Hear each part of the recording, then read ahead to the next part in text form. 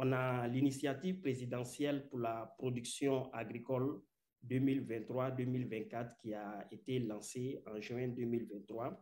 Elle vise à produire environ 190 000 tonnes de céréales et légumes pour lutter contre l'insécurité alimentaire.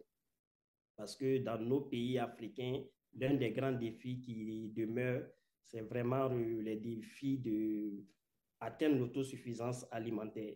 Voilà, pour l'idée ici, ça va aussi d'une inspiration au niveau de ce que la Chine avait réalisé, amener même les populations burkinabées et déjà à financer leur développement, à financer les grands défis qui se présentent à eux. La phrase dont je pourrais dire, c'est que la Chine demeure aujourd'hui une école pour les pays africains, pour les pays en voie de développement tels que nous autres dans nos pays. J'ai déjà, bien avant de découvrir la Chine, lu beaucoup de choses un peu sur l'histoire de la Chine. Quand on voit cette période et qu'on découvre la Chine d'aujourd'hui, ça veut dire que tout est possible par la volonté des hommes.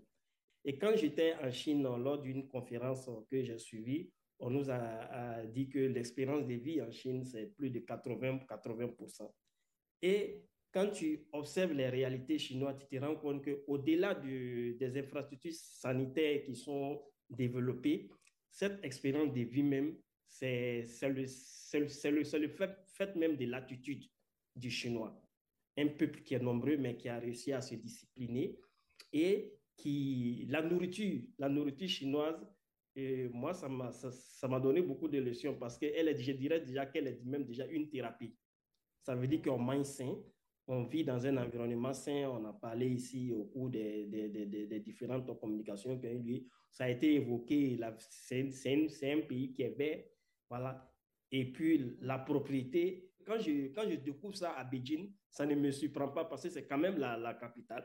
Mais quand on sort de Beijing et qu'on se rend dans d'autres localités, et parce qu'on a eu à visiter la province de Jiangxi, et on va dans certaines localités reculées et qu'on retrouve encore cette même, voilà, ces mêmes propriétés et ça épate, c'est vraiment une leçon véritable pour nous autres Africains pour dire que le travail, la discipline, l'organisation, on peut y arriver. Et je crois que la coopération que nous menons aujourd'hui avec nos États est une véritable opportunité pour nous aussi.